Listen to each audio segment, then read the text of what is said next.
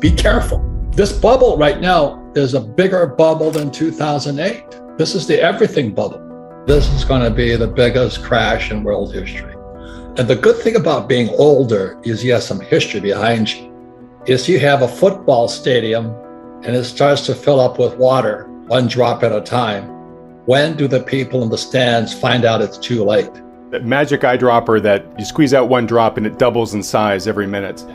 It's something like 50 minutes. Right. The point at which the people can see the field beginning to fill up with water and notice that there's going to be a problem, I think it's at 45 minutes, so only 5 minutes to go, that just the infield is covered by like 3 feet of water. And you go from just being able to see a little of it to the entire thing being filled up in just 5 minutes. And the whole point of that is with exponential functions, like so many of the problems we face are, by the time you can actually see the problem, it's way too late to actually avoid it. At that point, your choices are really just about how you're going to manage this thing that's about to slam into you. So being the old guys, like the story is always the same. What's her name? Kathy Wood from ARC. They all say the same thing. This time it's different. This is the new economy. How many minutes are left? In terms of things like when we're going to have to really deal with the repercussions of the tremendous and excessive amount of debts that we built up in the system that are basically, we pulled so much of tomorrow's prosperity into today, stealing it from future generations. We've been trying to avoid those repercussions over the past many decades by money printing and kicking the can as far as we can financially. I honestly think we're in those final 5 minutes. I think we can certainly see the infield is filling up with water. I would say it's more than 3 feet deep at this point. Now, is it going to be 2 years or 10 years? It's probably going to be, I would say, maybe a little closer to 10 than 2, but it could be anywhere in that window. At the end of the day, what's going to happen is going to be a default on our obligations. And the question is are we going to default because we're going to stand back and let the debts collapse, which was sort of the deflationary austerity side of things? Or are we going to inflate our way out by just printing so much money to meet the debt obligations, we just kill the currency? And if you had to force me to choose between one of those two, I would pick the latter. I think politically, inflating is always the more preferential way, even though you get to the same destination at the end. Right. So again, there's an advantage of getting older, is all I'm saying. And Jim Rickards and I were just laughing our butts off, going, so we've heard all this before, but we're down to the last 4 minutes. And the question is, are you going to keep doing the same thing? I think that's our question today. But I'll give somebody else some other ideas how bad this is and why being old might be better, is that we are just coming out of the longest bull run in history, 11 years. Started in 2011. And at 2011, I made the biggest fortunes of my life because that was the MBS, mortgage-backed securities, and the CDO crashes, the real estate crashed. And I backed up the truck and I borrowed $300 million to buy the best real estate all across the Southwest. I'm watching all these young guys, they entered the longest bull market in history. They were walking around in diapers in 2008, and now they're on YouTube with their channels and they're talking about this, they're talking about that. They've never seen a crash. And this is going to be the biggest crash in world history. And these guys are giving advice. So it's my way of saying to your audience, find out how old they were when they were wearing diapers. And be careful who you're taking advice from. How old are they? Because this is the longest bull market in history. I look at some of these young kids, and I own some Bitcoin, I own some Ethereum, but they're all saying the same thing. This time it's different, and Bitcoin's crashed. The Federal Reserve Bank, I can't believe that. I mean, people say, don't fight the Fed and all this. Well, my question to everybody is this: can the Fed print oil? Can the Fed print gasoline? Can it print food? But everybody sits there and they've been brainwashed by Wall Street to go, do as the Fed tells you to do. Well, you got to be kidding me. Those guys are the three stooges, Janet Yellen, Biden, and Powell. You got to be kidding me. Why would you listen to them? Just like they eventually created the inflation they were looking for, but just got way too much of it, I think they're going to get the same demand destruction they're looking for, just way too much of it again. The biggest thing out of being old, because I remember Volcker saying it's going to crush, so he raised interest rates, right? So Powell is now channeling the spirit of Volcker. And when Volcker crushed inflation, debt to GDP was 30%. And today it's 125% if you believe the numbers. So if he channels Volcker, and the other thing about history will tell you this: there's never been a soft landing. It's more Fed talk. I'm just saying, be careful the age of the person you're listening to, because most of these guys on YouTube today were in diapers in 2008.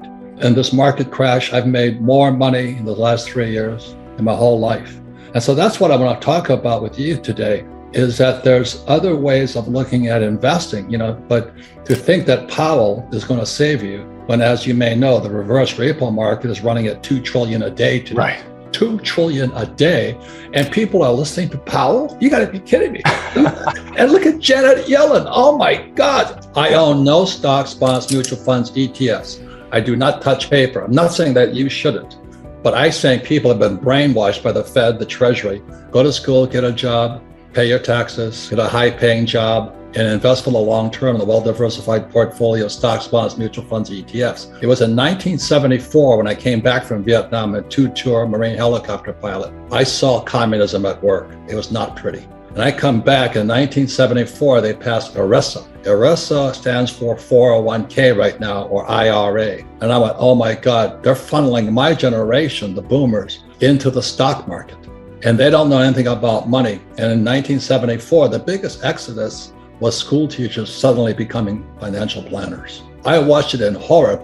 That's the poor leading the blind.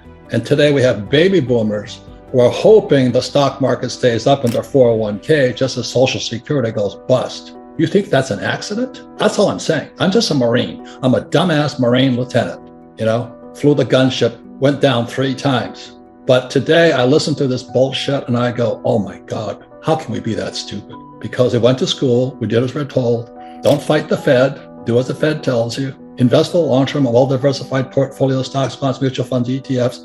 And don't worry, Powell is now channeling Volcker. When the debt to GDP is 120%, you gotta be kidding me. So when they were dropping the interest rates, I thought I went to heaven, because I buy apartment houses. I own 13,000 apartment houses. Every time the Fed dropped the interest rates, it jacked the value of my properties up, but I also improved the properties and I refinance out. So today I own no money in any of my properties. 13,000 units, all throwing cash. Cash flow, positive. It's also called an infinite return. And I got hammered by the New York Times because Rich Dad never went to school, but my poor dad was a PhD. Was stood for poor, helpless, and desperate. He was in charge of labor unions. He was pro-tax. He was pro-tax the rich. Sounds like AOC to me. Do you know what I mean? I'm listening to this and going, my family, oh my God. So in 1965, I leave Hawaii, where I went to school. I go to school in New York, and my economics teacher is a West Point graduate who flew B-17s in World War II. And instead of having us read Malthus and Ricardo, he had us read Marx, Stalin, and Mao. And the theory at military school is know your enemy. So I understand Marx fairly well, the Communist Manifesto, 1848. That was 1965, 1966 was my first trip to Vietnam. I'm carrying bombs to Vietnam on a victory ship sailing out of San Francisco Harbor. And then I saw communism firsthand. I went, oh my God, I could see the future. We're eventually overrun by communists. And so in 1930, the Frankfurt School out of Germany, which is Marx's institution, sent teachers to Columbia University's Teachers College in 1930. That was stage 1 of communism. And then they had to influence our academics first. And I lost so many friends, and we're all Marine. The saddest days of my life is standing on the deck of my aircraft carrier, and my friends don't come back. I never see them again. Their aircrafts are shot down. They're still MIA. And I get spit on, hit by eggs and all this stuff. But that woke me up, so I started studying more. What is happening in America? So as I said, I use debt now to get rich, and then I invest in hard assets. So that's what we can talk about. My point of view here is, ladies and gentlemen, I would question what you've been taught from school. That's all I'm saying. In a bull market, even idiots feel smart. Yeah, absolutely. Yeah. I think that's one of the best sayings I've ever heard, because I'm listening to all these idiots, after 2011, the market crashed in 08 because the repo market went bad.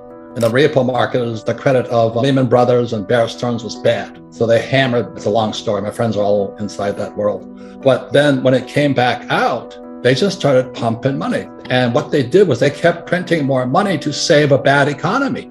It was already crashing again in 2011, but they kept printing money.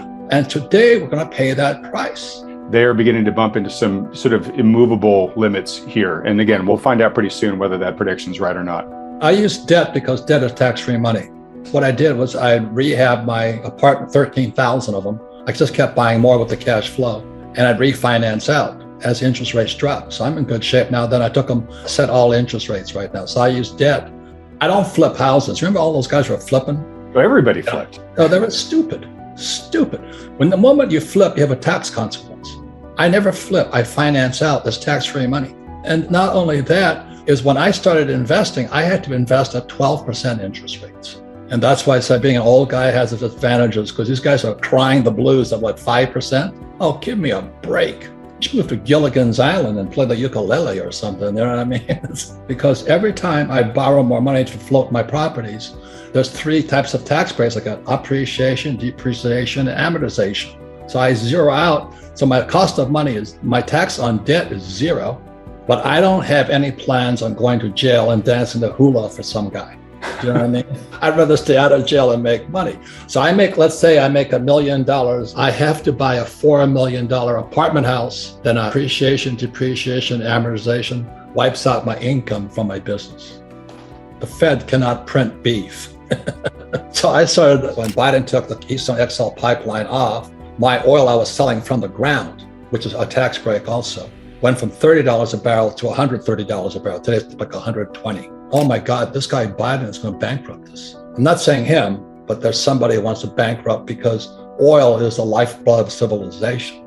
I worked for Standard Oil of California as a tanker officer when I graduated from school. I understand oil. I was on the Alaska pipeline and all this. I'm like, he's screwing us. So when he raises inflation, the poor and middle class will go broke.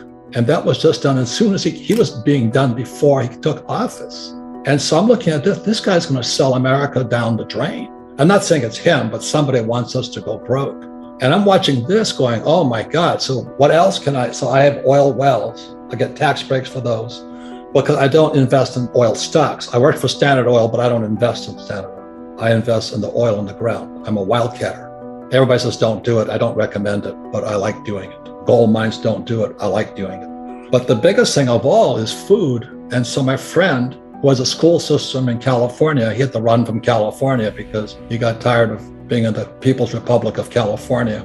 So he moved to Wyoming and bought this huge ranch. And he says, oh my God, I never knew there was so much money in Wagyu cattle. I went, what?